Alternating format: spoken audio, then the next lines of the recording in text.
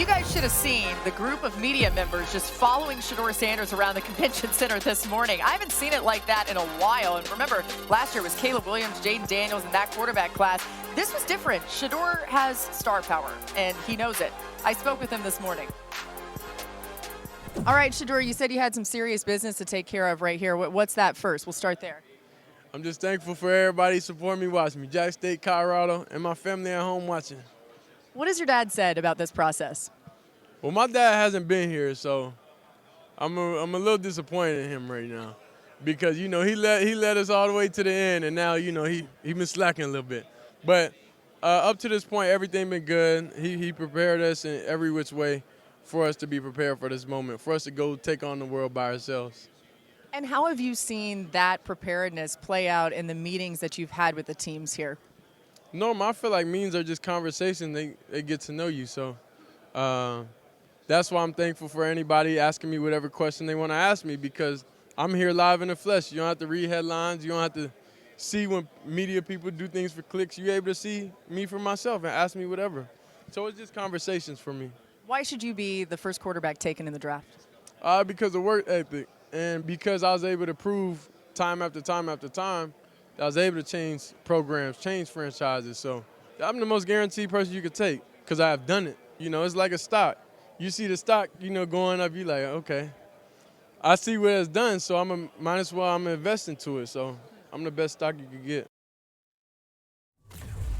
In the last two seasons, Shedeur Sanders ranked in the top 7 in passing touchdowns, completion percentage, and passing yards, despite being sacked 94 times. That's not the most in the FBS in the last 2 seasons. It's 16 more than the next closest player. We'll get to the sacks in just a second. I want to tell a quick story, though. We hear about these guys. We see them. They're larger than life. Shedeur Sanders, when he walked up to our platform to do the interview, he hugged our cameraman. He hugged one of our producers, 2 of our producers. I had just met him. That was the first time I was meeting him. Just for a little picture in what this guy is like. I think sometimes you don't see that full picture. We showed you those sack numbers, Lewis. Do they concern you about Shedeur at the next level?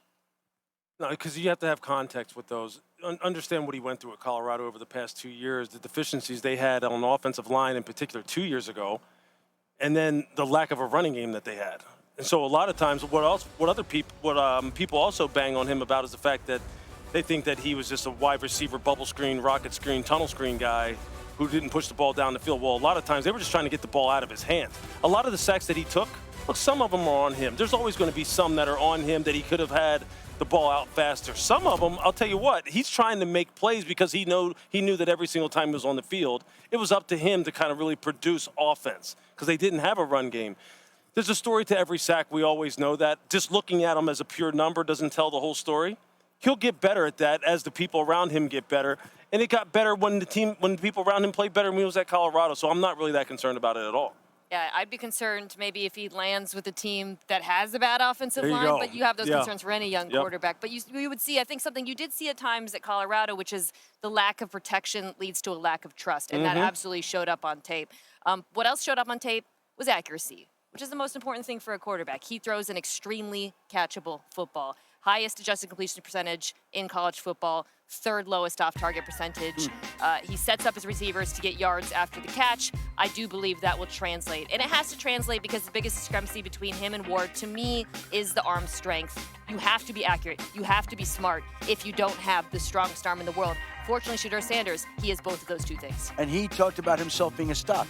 And if we're going to apply the laws of economics, I would also say supply and demand. Yeah. There aren't enough quality quarterbacks, which is why I think no matter what questions exist, he's going to be a high draft pick in April. Okay, so let's live in that world. With Vegas missing out on Stafford today, what do you know about their plans at quarterback? I think that they're going to mull a lot of veteran options. I think that they're going to look at Russell Wilson, Justin Fields, and Sam Darnold. And I think when we look back at what worked for Pete Carroll in Seattle, he signed Matt Flynn as a free agent.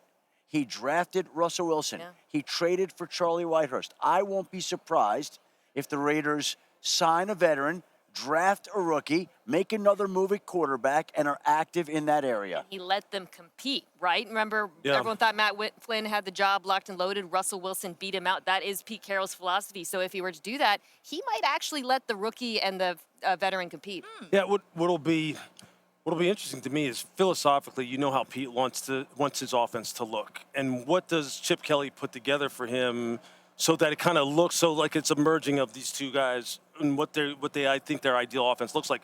Quite honestly, I think it'll be quarterback friendly. I think it'll be run centric. I think it'll be play action pass centric. I think there'll be a lot of motions, a lot of things to create opportunities for a young quarterback and allow him to gradually continue to excel. The same way he did for Russell Wilson when he brought Russell along.